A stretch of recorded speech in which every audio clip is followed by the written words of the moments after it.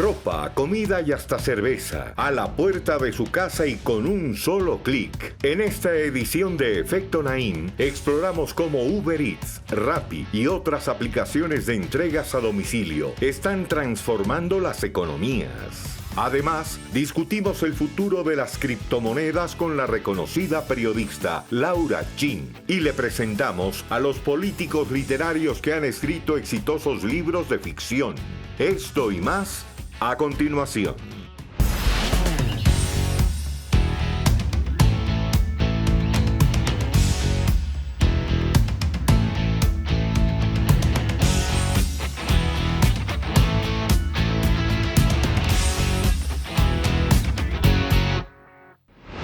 Bienvenidos, soy Moisés Naim desde Washington. Encantado de estar de nuevo con ustedes, como siempre. Hoy quiero comenzar el programa haciendo un pequeño viaje por el tiempo. En los años 90, en diferentes países comenzó a popularizarse el concepto de ordenar una pizza a la casa. Poco después aparecieron cadenas, como por ejemplo Domino's Pizzas, que prometen entregas de la pizza a la puerta de su casa en menos de 30 minutos. Y esa idea rápidamente se diseminó y sus locales se multiplicaron desde México hasta la India. Casi 30 años después, el mundo de las entregas a domicilio se ha revolucionado por completo. Y por supuesto, ahora no solo se limita a la pizza ni a la comida para llevar. Todo tipo de empresas y negocios ahora ofrecen este servicio. Farmacias, supermercados, hasta tiendas de ropa, de cosméticos, de todo. En el año 2021, algunos valoraron la industria global de la comida a domicilio en $190.000 millones. Para darles una idea, la industria global de la música fue valorada en $26.000 millones ese año. Antes de la llegada del COVID-19 ya había surgido esta economía a través de plataformas que se llaman Merkeo en Colombia, Rappi en casi una decena de países de América Latina, Meituan en China, pero la pandemia aceleró todo este fenómeno. Es por eso que hoy vamos a investigar más a fondo qué tan importantes se han convertido las entregas a domicilio y cómo están moldeando las economías y las sociedades en todo el mundo. Miren. En el año 2017, Guo Bonan decidió que su restaurante Eight Peppers, ubicado en Shanghai, China, no recibiría más comensales. En cambio, se dedicaría a suplir las órdenes de comida a domicilio realizadas únicamente a través de aplicaciones digitales. Después de 3 meses, la cantidad de pedidos para domicilio sobrepasó los pedidos que solíamos recibir de los comensales y para llevar combinados. El éxito de emprendedores como Bonan no es un caso aislado. En la última década, han surgido decenas de aplicaciones en todo el mundo que en cuestión de minutos conectan a millones de clientes con restaurantes, tiendas, supermercados, licorerías y otros servicios como hospedaje y transporte. Esta industria de servicios a domicilio ha experimentado un crecimiento de más de 400% desde el año 2015. Uber Eats se ha posicionado como una de las aplicaciones de este tipo más utilizadas a nivel internacional, pues está disponible en 90 países y ofrece una gran variedad de opciones dentro de una sola plataforma. En América Latina, por su parte, Rappi se ha expandido más allá de las entregas a domicilio para brindar incluso servicios de favores. Los usuarios pueden contratar por hora a una persona que los ayude con tareas como pasear al perro o hacer pagos en el banco. Estas plataformas están creando nuevas fuentes de empleo, ahorrándole mucho tiempo a los consumidores y transformando radicalmente las economías a nivel mundial. Así lo explica el profesor y especialista en negocios Marshall Van Alstyne. Mucha gente que conduce para Uber, que alquila habitaciones en Airbnb o incluso los restaurantes que venden comida a través de estas plataformas, lo hacen a tiempo parcial mientras se dedican a otras actividades. Las aplicaciones han podido aprovechar lo que en economía se llama capacidad de reserva. Se refiere a un recurso adicional que de otra manera no se estaría utilizando. De este modo incorporamos nuevos recursos efectivamente a la economía y las plataformas han sido excepcionales en eso. Las aplicaciones de entregas a domicilio ya habían ganado popularidad antes de la llegada de la pandemia de la COVID-19. Pero durante las semanas de confinamiento se consolidaron prácticamente como la única alternativa.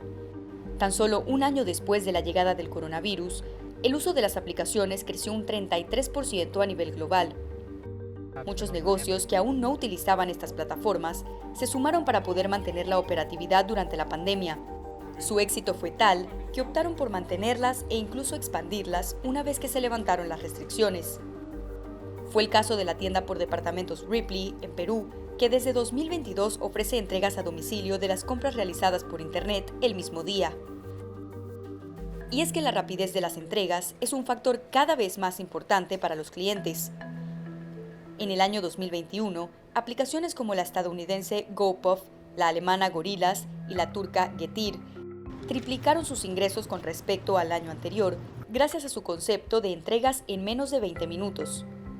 Pero las nuevas plataformas también han dado lugar a importantes desafíos, especialmente para los repartidores.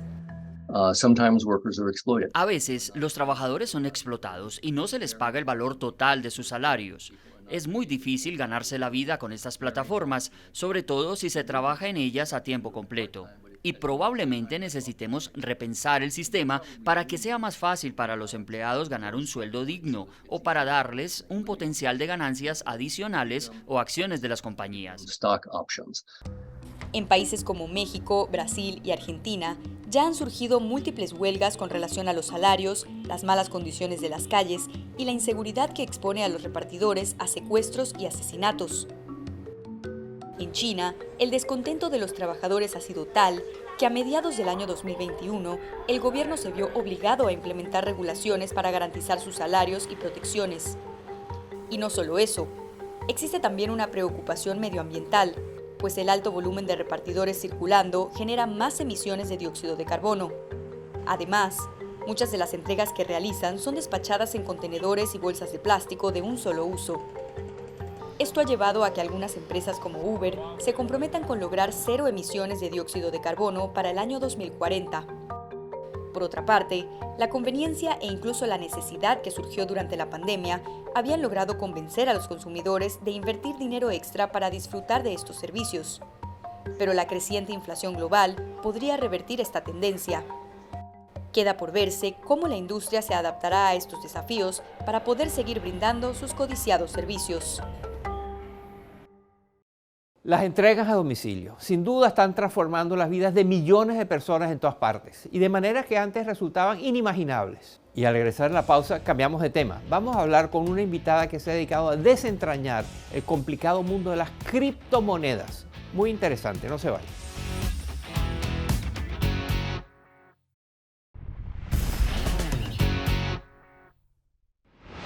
En el año 2009 apareció la primera criptomoneda del mundo, llamada Bitcoin. Para el año 2022 se habían creado más de 9.000 de estas monedas digitales, algunas por supuesto mucho más populares que otras.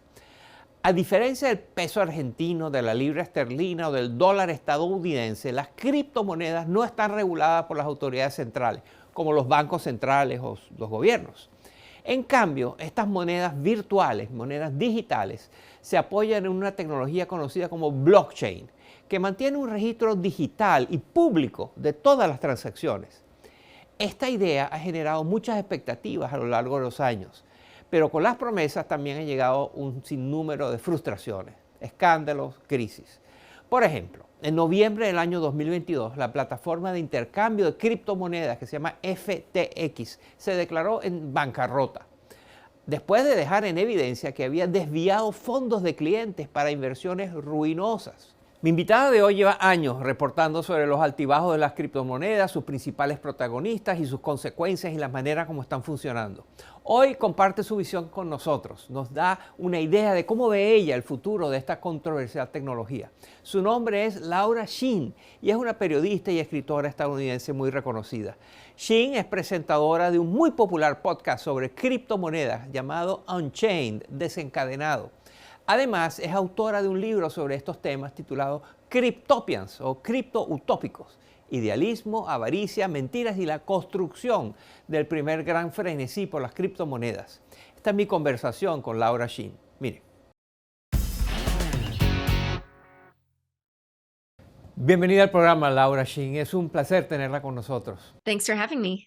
Usted ha mantenido que las criptomonedas tienen el potencial de darle más poder a la gente cuando se trata de sus finanzas. ¿Y se ha topado con casos en los que esta tecnología haya cumplido con esta promesa de empoderar a la gente? ¿Será cierto eso? Durante los años que llevo haciendo mi podcast, he hablado con muchas personas cuyas vidas han sido impactadas por las criptomonedas. No está claro si esto sucede o no a gran escala, pero consideremos el caso de Wences Casares, un emprendedor muy conocido en América Latina y en el mundo de las criptomonedas. Casares creció en Argentina, un país que ha pasado por muchos periodos de hiperinflación. De niño vio a su familia perder todos sus ahorros varias veces. Por eso, cuando aprendió sobre Bitcoin, le llamó mucho la atención que únicamente existirán 21 millones de estas criptomonedas. Es decir, siempre habrá un número limitado, lo cual es uno de los principales atractivos de Bitcoin. También le interesó el hecho de que ninguna institución o gobierno puede controlar esta criptomoneda porque es descentralizada y manejada por personas en todo el mundo. Él lo vio como un dinero verdaderamente público que le pertenece a la gente. Otro ejemplo es el de una emprendedora en Afganistán. Ella tenía un pequeño blog, pero cuando quería pagarle a las personas que contribuían escribiendo artículos, se encontró con un problema. Muchas de ellas eran mujeres que no tenían acceso a cuentas bancarias y las que sí tenían acceso a la banca y podían recibir pagos se enfrentaban a que sus parientes hombres les quitaran el dinero. Así que esta emprendedora decidió pagarles en Bitcoin y les enseñó a utilizar sus propias billeteras digitales. Una de las mujeres que pertenecía a este proyecto estaba en un matrimonio abusivo y como su marido no sabía cómo quitarle esos activos, los pudo utilizar para divorciarse de él. And she was able to use that to divorce him. A pesar de sus promesas, las criptomonedas han estado atravesando varias crisis de todo tipo en los últimos tiempos. ¿Cómo ve usted el panorama de las criptomonedas de aquí a 5 años, por ejemplo?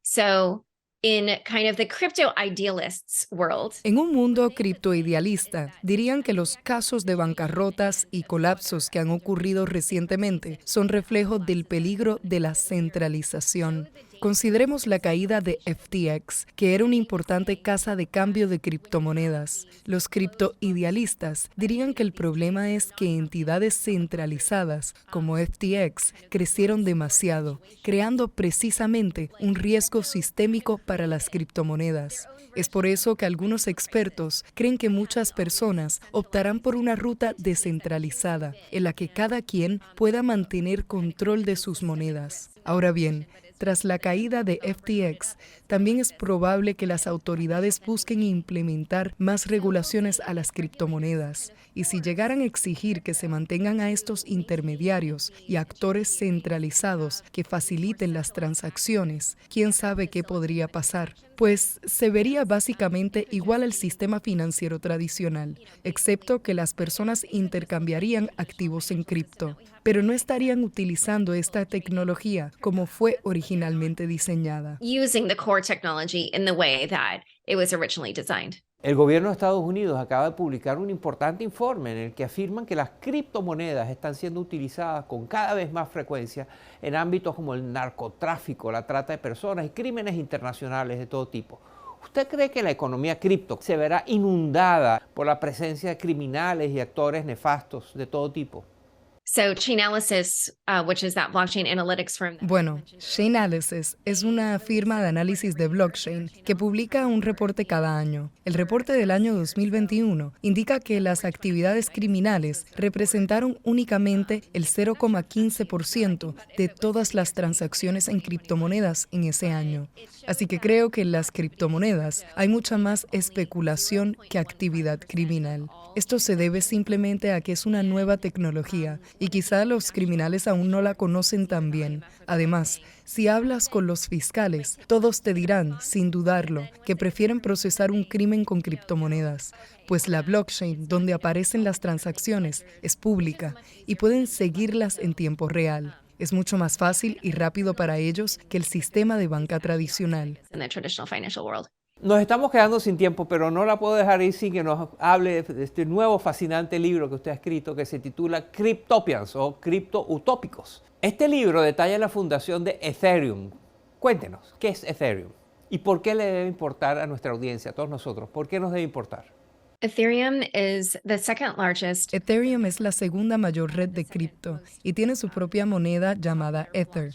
Ethereum es lo que llamaríamos una plataforma informática descentralizada. Fue creada por Vitalik Buterin y su idea era establecer una blockchain donde las personas pudiesen crear sus propias aplicaciones descentralizadas. Algo así como la App Store de un iPhone, donde tienes una oferta de aplicaciones para fotos, para finanzas, etc. Pero a diferencia de estas aplicaciones tradicionales, las aplicaciones descentralizadas operan sin intervención humana y no son propiedad de ninguna institución. Y Ethereum es importante porque tiende a impulsar muchas de las tendencias nuevas en el mundo cripto.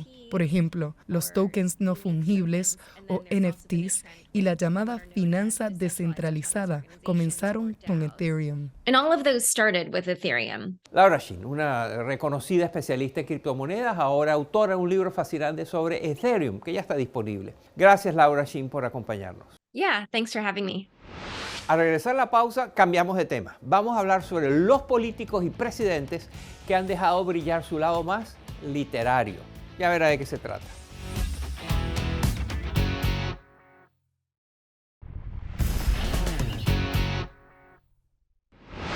Los políticos en todas partes del mundo deciden escribir sus historias de vida, publicar sus memorias, sus biografías. Pero otros líderes se han puesto aún más creativos y han apostado por la literatura de ficción, algunos de ellos muy populares. Miren. El colombiano Gustavo Bolívar se dio a conocer por ser el escritor detrás de populares novelas como Sin tetas no hay paraíso y de varias series de televisión sobre el narcotráfico y el conflicto armado. Pero con el apoyo del actual presidente de Colombia, Gustavo Petro, este autor y guionista se postuló al Senado en 2018 y 2022 y salió victorioso. Sin embargo, solo meses después de comenzar su segundo mandato como legislador, renunció para volver a la televisión y poder ganar más dinero. Muchos conocerán la exitosa serie de Netflix House of Cards o Castillo de Naipes, pero este hit de la pantalla chica está inspirado en una trilogía de novelas políticas del mismo nombre del británico Michael Dobbs. Además de haber publicado hasta 20 libros de ficción, ha tenido una larga carrera política, llegando a ser jefe de gabinete de la primera ministra Margaret Thatcher en los años 70. Actualmente es miembro de la Cámara Alta del Parlamento del Reino Unido. Por su parte, la primera ministra de Islandia, Katrín Jakobsdóttir, tiene una maestría en literatura y es fanática de la novela negra. Así aprovechó la pandemia para escribir su primer thriller, junto a uno de los autores más populares del país nórdico, Ragnar Jónasson. Se llama Reykjavik, como la capital islandesa. Fue publicado en 2022 y será traducido al inglés y al francés en 2023. Y la exsecretaria de Estado de Estados Unidos, Hillary Clinton, unió fuerzas con la autora canadiense Louise Penny para publicar en 2021 una novela política de misterio llamada Terror de Estado. Llegó a la lista de los libros más vendidos del diario New York Times. ¿Usted conoce algún otro político que haya escrito un libro de ficción? Cuéntenos. Utilice la cuenta de Twitter del programa @EfectoNaim o mi cuenta personal @MoisésNaim. Y para terminar el programa vamos a hablar de la constitución de un país, que es la ley más importante, es la ley a la cual todas las demás leyes se deben acoplar. Pero más allá de definir los principios y normas por las cuales se rigen los países, se gobiernan, las constituciones revelan interesantes tendencias sobre nuestras sociedades. Aquí les mostramos algunas de estas. Mónaco cuenta con la constitución más corta del mundo. Está compuesta por 97 artículos y 3.800 palabras, y el Principado Europeo hace bien. Un estudio publicado en 2014 demuestra que las constituciones más largas tienden a contener más restricciones y a crear descontento entre la población. Así, los ciudadanos exigen modificaciones más frecuentemente. Sin embargo, los datos revelan que desde el siglo XVIII, estos documentos se han hecho cada vez más extensos. De acuerdo con un ranking, las 10 constituciones más largas del mundo superan las 54.000 palabras. Esto incluye las de Brasil, Ecuador y México. pero ninguna supera la de la India, que con 146.000 palabras es la más extensa del mundo.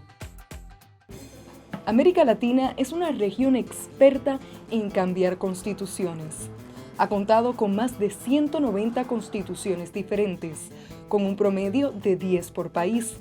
Tan solo la Constitución de República Dominicana ha sido reformada 39 veces. De todas las constituciones, la más antigua del mundo es la de los Estados Unidos. Entró en vigor en 1789 y desde entonces ha sido enmendada 27 veces, pero mantiene una curiosa discrepancia con respecto a la palabra Pensilvania, que quedó escrita en dos formas diferentes, con una N, como se acostumbraba a escribir para la fecha de su creación, y con dos N, como se escribe oficialmente. No todos los países cuentan con una constitución, al menos en la forma tradicional de texto único. Reino Unido, Israel y Nueva Zelanda se regulan por una constitución no codificada, que no es más que un conjunto de leyes, tratados y convenciones que se aplican separadamente. Ya lo ves, hasta las constituciones pueden esconder inesperadas claves acerca del país en el cual están operando, el cual están definiendo. Y hasta aquí el programa de hoy. Recuerde que puede visitarnos en efectonaim.net. Ahí encontrará todo nuestro contenido libre de costo, las entrevistas, los reportajes, las genialidades memorables. Todo allí. Nos vemos la semana entrante. Gracias por acompañarnos.